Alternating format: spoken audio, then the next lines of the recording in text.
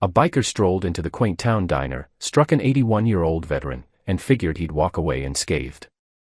22 minutes later, the roar of diesel engines outside signaled his day was about to take a sharp turn. One moment, Earl Jennings was nursing his coffee, trading small talk about the rain with the server. The next, the sharp smack of a biker's hand against his cheek sliced through the air like a whip's crack. Chatter halted mid-sentence, spoons froze midair, every pair of eyes in Mel's country diner fixed on booth number 4 by the window. Earl didn't flinch immediately, the burn spread across his face, but he stayed composed, fingers resting on the table's edge.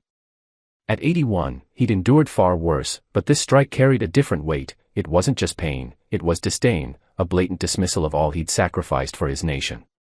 Travis Murdoch loomed over him, his leather jacket creaking as he shifted, a rough patch on his sleeve reading Iron Jackal's MC, a biker crew the locals avoided. He wasn't unknown in Henderson, Tennessee, a town this small didn't breed strangers, but people gave Murdoch space. He had a knack for stirring trouble and leaving it to fester. "What's wrong, old man?" Murdoch jeered, eyeing the Vietnam service pins on Earl's hat. "Think those make you untouchable? That war's ancient history, nobody cares."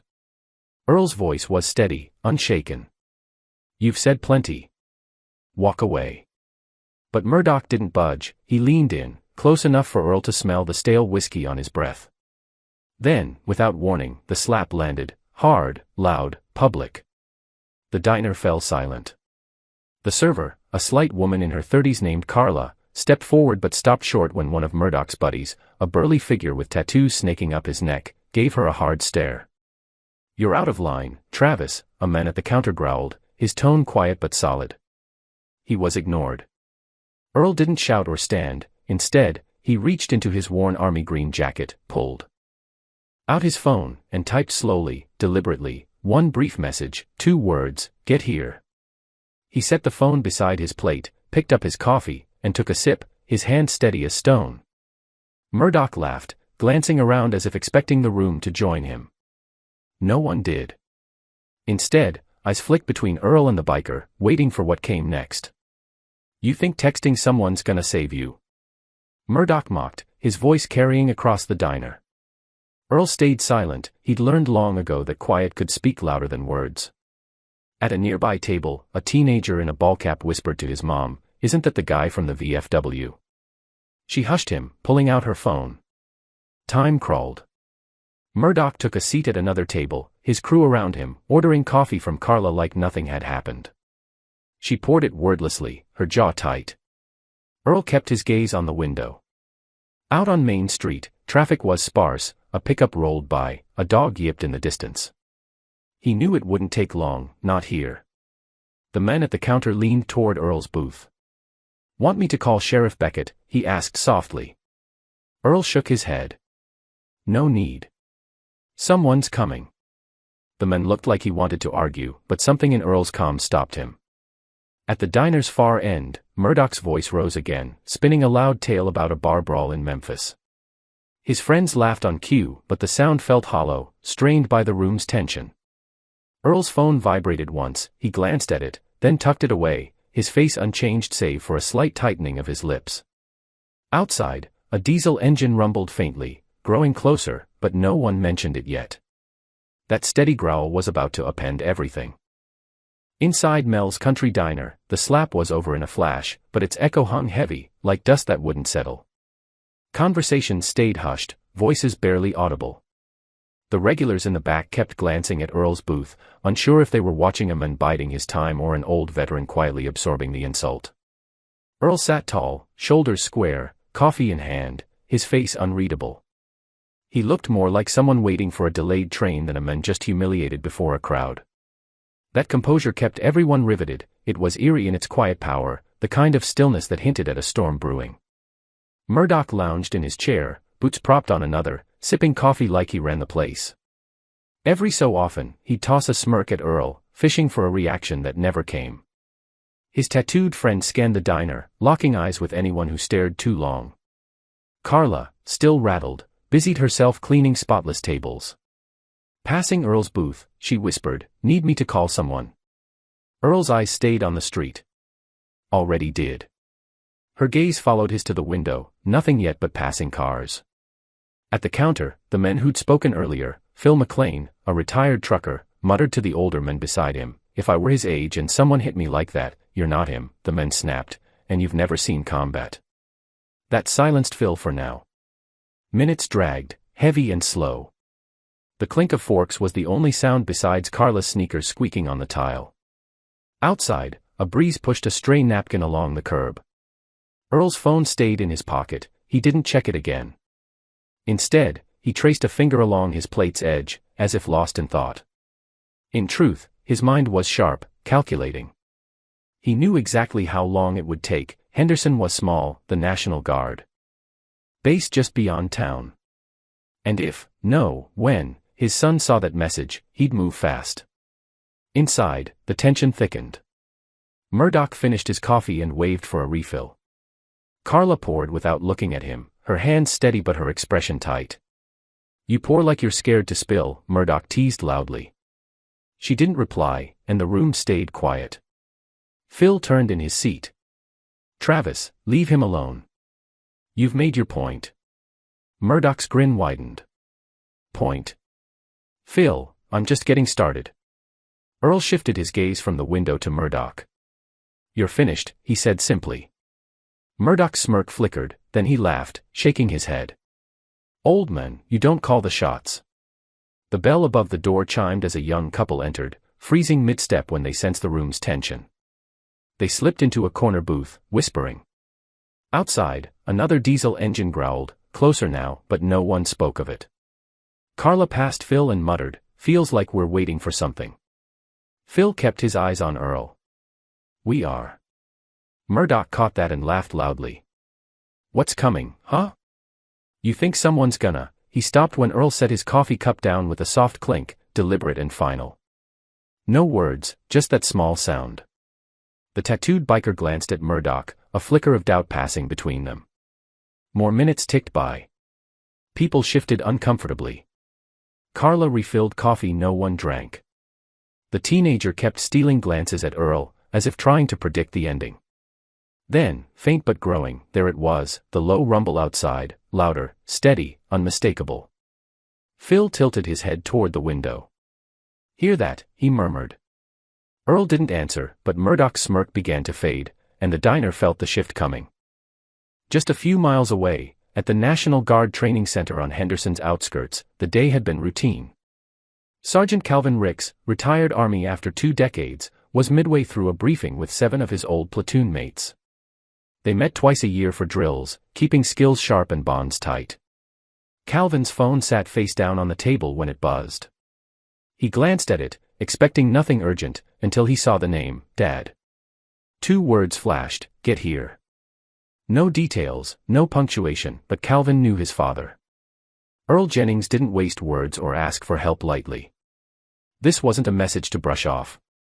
Calvin stood so fast his chair scraped the concrete floor. "I need a minute," he told the group, already heading for the door. "What's wrong?" asked Thomas Vega, a stocky man with a buzz cut and a voice that rarely pried. Calvin didn't slow. "My dad's in trouble." Vega's eyes narrowed. "Where?" "Mel's diner." That was enough. The others exchanged glances, and without needing a formal order, they moved, grabbing jackets, hats, keys. In their years together, they'd learned to sense urgency without details. By the time Calvin reached his truck, Vega was in the passenger seat. 2 more trucks roared to life behind them, diesel engines growling in the lot as they hit Main Street. Calvin's grip tightened on the wheel. "It's Travis Murdoch," he said finally. "Has to be.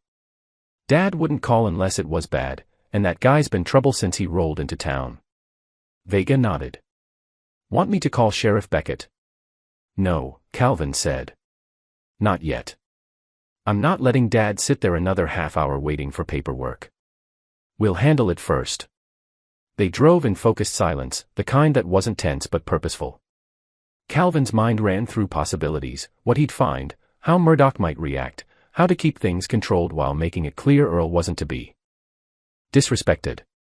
In the truck behind, Patrick Doolin lowered his window and called over the engine noise, "Think this'll get ugly." Calvin paused. Depends on Murdoch. But he's gonna learn something today.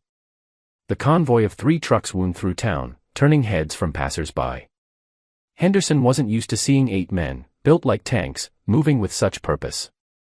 They turned onto Main Street, Mel's neon sign glowing ahead. Through the window, Calvin saw his father, same booth, same posture, coffee in hand. Murdoch sat a few tables away, head back, laughing at something his buddy said. Calvin parked tightly, tires grazing the curb. The other trucks pulled in behind. Doors opened in sync, boots hitting pavement. Inside, heads turned. Carla's hand froze mid-pour as she spotted them through the glass. Phil muttered something. Calvin adjusted his cap and pushed open the door, the bells jingle sharp against the quiet chatter. He stepped in first, his platoon mates fanning out behind, not in a menacing circle, but in a way that demanded attention. "Morning, Dad," Calvin said, voice even. Earl looked up, giving a single nod. Cal, Murdoch's eyes darted between father and son, his smirk wavering slightly. Vega stopped by the counter, one arm resting casually on it, his gaze sweeping the room like a soldier scanning a field. Doolin and Carter took seats at an empty booth, angled to keep Murdoch in view without making it obvious. The others leaned against walls, relaxed but alert. Murdoch sized them up, recognizing soldiers when he saw them, not wannabes, but men who'd been through real fire. "Got yourself an audience," Murdoch said, raising his voice for the room. Calvin slid into the booth across from Earl, deliberate and calm. "No. I brought witnesses." A murmur rippled through the diner. Carla set down the coffee pot, staying close but distant. "Enough to watch." Phil spoke from the counter. "Travis, maybe it's time you left." Murdoch glared. "I leave when I'm ready." Calvin's voice stayed level. "You're ready now." That got a few glances from the regulars. Calvin's tone wasn't loud, but it carried weight, the kind that made you listen without realizing you'd leaned in. Murdoch laughed, but it fell flat. His friends were quieter now, eyes flicking between him and the new arrivals. "Your old man's got a big mouth," Murdoch said. "Guess it's a family trait." Calvin didn't blink. "My father's earned the right to say what he wants." "You haven't." The tension tightened. Vega shifted slightly, enough to catch Murdoch's eye. Earl set his coffee down and looked at Murdoch. "You know what it's like to hold a dying man's hand and promise him you'll make it home?" "I do. I've done it more than once. I came back to live quietly, not to be struck by some guy trying to feel bigger than he is." Murdoch opened his mouth, but Calvin cut in. "You hit an 81-year-old veteran in front of everyone here, and now you're sitting there like you've done something to brag about. That's not how this ends." Outside, the morning sun glinted off the truck's chrome bumpers. A small crowd had gathered, curious about the military-grade pickups lined up at the curb. Some pressed their faces to the glass, trying to see inside. Murdoch shifted, his confidence cracking. "What, you gonna drag me out, all of you?" Calvin leaned forward slightly. "We don't need to drag you. You're going to walk out on your own, and before you do, you'll apologize to my father." Murdoch scoffed. "Not happening." The room held its breath. Vega's voice broke the silence. "Then you're making this harder than it needs to be." Murdoch's friends exchanged uneasy looks. One shifted, as if wondering whether he wanted to stay. Carla spoke from the counter, her voice firm but low. "Travis, just apologize and go. No one wants this to escalate." For a moment, it seemed like he might. His jaw worked, eyes darting from Earl to Calvin to the men around the diner. But his pride surged back. "I'm not saying sorry for nothing." Calvin didn't move. "Then you'd better brace for trouble you can't talk your way out of." The door's bell jingled as a local stepped in, took one look at the scene, and quietly sat near the door, ready to watch.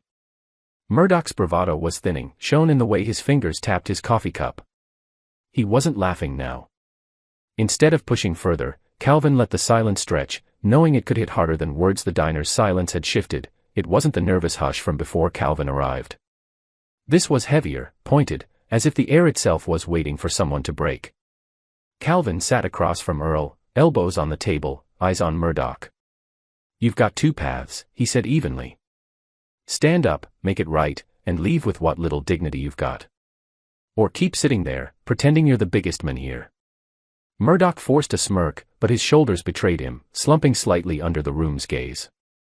You think you scare me? No, Calvin replied. I think you know who we are, and that's why you keep talking. That drew a few quiet chuckles from Vega and the others, though they stayed still. Earl's voice cut through, calm but sharp. Travis, I don't need your fear. I need your respect. And if you can't give it, you'll learn why you should've. Murdoch leaned forward, trying to reclaim ground. Respect's earned, old man. Earl didn't flinch. Then you just showed you've never earned any. The words hit like a backhand. A few patrons shifted, eyes widening. Carla paused mid-wipe, watching from the corner. Murdoch's friends stopped laughing. The tattooed one spoke, his voice shaky. Look, maybe we just drink our coffee and leave. Murdoch shot him a look, but the crack in his armor was growing. His crew wasn't as certain as he was trying to seem. Calvin stood slowly, pushing his chair back, eyes never leaving Murdoch. Here's the deal, he said. You walk out without apologizing, and everyone here will remember you as the guy who hit a veteran and ran from the fallout. You apologize, you leave with your head up, and maybe folks think you made a bad move but owned it. Either way, you're leaving. Your call. Murdoch looked at the men around the diner, big, disciplined, unmoving. None had touched him, but their presence was a barrier he couldn't break. You brought a whole squad for this, he muttered. Calvin didn't blink. No, they were already with me. That's the difference between you and us. When one of ours calls, we show up. Earl's eyes softened slightly, a flicker of pride. Phil at the counter jabbed, Travis, if you're smart, you'll take the easy road. Otherwise, you'll be a story people tell for years, and you won't like the ending. Murdoch's hand twitched near his cup, as if he might slam it down, but he leaned back, arms crossed. Maybe I don't care what people think. Calvin took a step closer. You will. The words were soft but landed like a hammer. Even the young couple in the corner sat frozen. Murdoch's bravado cracked again, he glanced at the door, then back at Calvin. ND if I don't. Vega spoke from the counter. Then you'll find out what it's like to feel small without anyone touching you. That hit hard. Murdoch's friends avoided his gaze. The tattooed one muttered something too low to hear, but it made Murdoch's jaw clench. Earl leaned forward slightly. I've faced men overseas who thought they could take what they wanted because they had a gun. You don't, Travis. All you've got is your attitude, and it's digging you a deeper hole. The insult landed clean. Murdoch's mouth opened, but no words came. Outside, someone knocked lightly on the window, curious about the standoff. Heads turned, but Calvin's eyes stayed on Murdoch. Last time, Calvin said. Stand up, look him in the eye, say you're sorry, then leave. Murdoch shifted again, leaning back, his jacket creaking. The longer he sat, the clearer it was, he was running out of room to maneuver, and even he could feel the walls closing in. Murdoch shifted in his seat, trying to reclaim space that wasn't his anymore. The leather of his jacket creaked as he crossed his arms, eyes narrowing at Calvin. So that's how it is. You roll in with your little army and think you can dictate terms. Calvin's voice stayed steady. I'm not dictating terms. I'm telling you how this ends. The subtle difference hit harder than a yell. The diner seemed to lean in, the hum of the fridge and clink of forks fading under the weight of the exchange. Murdoch's lips twitched into a half-smile. I've had people try to scare me before. Never worked. Earl's tone was low, firm. That's because they were trying. He's not. The truth in Calvin's calm made Murdoch shift again. Patrick Doolin, still in his booth with Carter, spoke up. Ever been in a room where you're the only one who doesn't get the rules? That's where you are now, Murdoch. Murdoch's jaw worked, but he didn't reply, scanning the room for an ally or an exit. Calvin took a slow step closer. I'll give you one shot, he said. Stand up. Say you're sorry, and walk away. No one follows, no one touches you. You get to pretend this didn't happen. And if I don't? Murdoch asked, trying to sound casual, but the edge was there. Then, Calvin said, you stay seated while everyone here, and probably half the county by tonight, remembers you as the guy who hit an 81-year-old veteran and had to be escorted out of a diner. A ripple of laughter passed through a few booths. Murdoch's cheeks flushed. You think I care what people say? It'll matter, Vega said from the counter, when you walk into the hardware store, the gas station, or that bar you like on 5th. Every eye will be on you, and you'll know why. Earl leaned back, letting his son lead, but his gaze stayed on Murdoch. You're young enough to choose better, Travis. But pride's heavy when you've already lost. The tattooed friend finally spoke. Travis, just do it. This isn't worth it. Shut up, Murdoch snapped, but the crack in his armor was wide now. His friend leaned back, done defending him. The young couple in the corner exchanged a glance, the woman shook her head, eyes glued to the scene. Even a fork dropping in the back sounded loud in the stillness. Calvin stepped to Murdoch's table, not crowding him but close enough to make him look up. You had your moment. Now make it right. Murdoch looked away, eyes darting to the door, calculating an escape. But with Calvin blocking the path and 3 trucks worth of soldiers in the room, running wasn't an option. Carla spoke from the counter. Travis, enough. Do the right thing. You've been coming here for years, don't be remembered like this. Her voice softened the moment, but the pressure stayed. Murdoch tapped the table once, then twice, exhaling. Leaning forward, elbows on his knees, he looked at Earl. And what if I say no? Calvin's tone didn't shift. Then I'll spend the next 20 minutes telling you what my father did for this country, and what I've done, and you'll listen because we'll make sure you do. And everyone here will hear it, and they'll remember you stayed seated because you didn't have the guts to stand. The words hit harder than any fist. Murdoch's eyes flicked to Earl, who watched him like a man who already knew the outcome. Before Murdoch could respond, Calvin's tone softened, but it carried a sharper edge. And that's when the real challenge began. Calvin's voice dropped, almost casual, but it cut through the quiet. You think this is about you and me? It's not. It's about what my father stands for. You hit him, Travis, but it wasn't just a hit. You disrespected every person who's worn a uniform and done their duty without asking for praise. Earl stayed silent, his gaze steady, not angry, but the look of a man who'd fought real battles and knew this was just pride at play. Calvin stepped back slightly, giving Murdoch space, as if saying, here's your chance.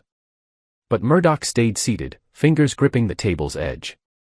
Vega leaned forward, hand on a chair. You're acting like you've got nothing to lose. Truth is, in a small town, reputation's everything. Burn it, and you can't buy a way out. Patrick Doolin leaned forward in his booth, voice calm but cutting. Right now, people think you're just acting tough. Don't fix this, and they'll know you're just weak. That'll stick longer than anything. Murdoch glanced between them, his smirk gone. His friends avoided his eyes. The tattooed one stared at his coffee, silent. Earl spoke, his voice even. When I was your age, I thought I had to prove myself. I learned fast that the men worth following didn't need to shout about it, people knew by how they treated others. You haven't figured that out, but maybe you will. Murdoch exhaled, shoulders sagging slightly. So what, you want me to stand up in front of everyone and pretend I'm sorry? Calvin's eyes narrowed. You've been pretending since you walked in. I'm telling you to mean it. That hit hard. Murdoch's jaw flexed, but he stayed quiet. Phil spoke from the counter. Travis, there's 2 kinds of men, those who can admit they're wrong and those who rot inside pretending they're always right. You're picking which one you are. Carla leaned against the counter. We've all had rough days, Travis. This doesn't have to be your worst unless you make it. Murdoch finally looked at Earl, not Calvin, not the soldiers, just Earl. The old man sat steady, eyes clear, hands calm on the table, no hint of gloating. You think people don't respect you? Murdoch asked, the edge gone from his voice. Earl didn't hesitate. Respect isn't handed out. You earn it daily. But you can lose it in a second. That line lingered. Outside, the crowd had grown, some were filming through the glass, phones catching the standoff. Murdoch noticed, shifting uncomfortably, knowing his next move would echo beyond this diner. Vega spoke, almost conversational. Moments like this don't vanish. You'll carry them. The question is, will you carry it because you did right, or because you couldn't? Murdoch sat back, his pride still there but crumbling under the steady certainty around him. Earl leaned forward slightly. This isn't about making you small. It's about showing you there's a better way to leave than the one you're thinking of. The words struck true. Murdoch exhaled, eyes dropping for the first time since Calvin arrived. But before anyone could say apology, Murdoch's hand tightened on the table, and it wasn't clear if he was about to give in or dig in deeper. For a long moment, Murdoch didn't budge, his hand clutching the table's edge, knuckles white, jaw locked. The room was so quiet the ceiling fan's hum felt loud, ticking off each second. Calvin stood steady, eyes on Murdoch, giving him room to choose. You've got one clean way out, he said softly. Don't waste it. Murdoch's gaze flicked to Earl again. The old man hadn't shifted, his patience that of someone who'd outlasted far worse. That calm was more unnerving than any threat. It said, you can't rattle me. Outside, the crowd watched through the windows, phones still recording.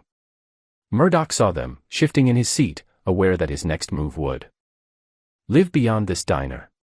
His tattooed friend leaned closer, voice low. Travis, enough. This ain't worth it. Just do it. The other biker stayed silent, but his face showed he agreed. Murdoch pushed his chair back, the metal legs scraping the tile, sharp in the silence. He stood slowly, as if the weight of the moment had aged him. He didn't look at Calvin or the soldiers, he looked at Earl.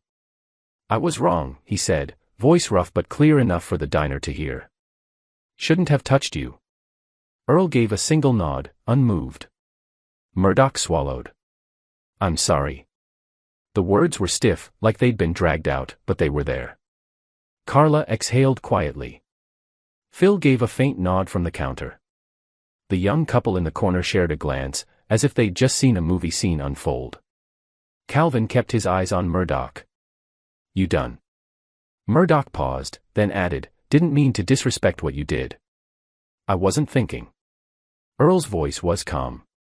Thinking or not, you fix things by owning them. You did that. For a moment, the two men locked eyes, no handshake, no forced gesture, just a mutual recognition that the moment had shifted. Murdoch turned toward the door, but Calvin's voice stopped him. Travis. The biker froze. You'll remember this, Calvin said, not a threat but a fact. Next time you want to prove yourself, ask if you're showing strength or just hiding weakness. Murdoch didn't respond. He walked out, his friends following. The bell jingled as they stepped into the daylight. Outside, the crowd parted, some filming their exit, others just watching. The roar of motorcycle engines broke the quiet as the bikers rode off down Main Street. Inside, the diner seemed to breathe again. Conversations restarted, hesitant at first, then louder. Carla grabbed the coffee pot and made her rounds, pouring for customers eager to return to normal. Earl reached for his coffee, took a sip, and set it down. Well, he said quietly, that's done. Calvin slid back into the booth. Not quite. Word'll spread before the coffee's cold. Vega leaned on the counter, looking at Earl. You handled that better than most would've. Earl shrugged. Didn't need to shout. Just needed him to see he couldn't win where he was headed. Phil chuckled. Guess he saw it clear enough. Earl looked out the window, where the crowd was thinning. Clear enough for now. We'll see about tomorrow. Calvin followed his gaze but turned back to his father. Ready to finish breakfast? Earl smiled faintly. Always. Outside, a few faces lingered, not out of curiosity but because they'd witnessed something they'd talk about for years. Once the bikers were gone, their engines fading, the diner settled, but not into its old rhythm. This was a different place now, carrying an undercurrent of what had happened. Carla topped off Earl's coffee, her hand steady now. On the house, she said. Earl nodded. Appreciate it. Phil turned to Calvin. You handled that clean. Didn't touch him, but you walked him right out. Calvin shrugged. Wasn't about fists. He needed to see what happens when you cross the wrong man, and sometimes the wrong man isn't the one in front of you, but the ones who'll stand behind him. Vega smirked. You could tell he wanted out halfway through. His pride just kept tripping him up. "That's how it goes," Earl said, taking a bite of his now cold biscuits and gravy, as if the whole ordeal was just a pause in his meal. The young couple stood to leave, but the men stopped by Earl's booth. "Sir, my grandpa was in Vietnam.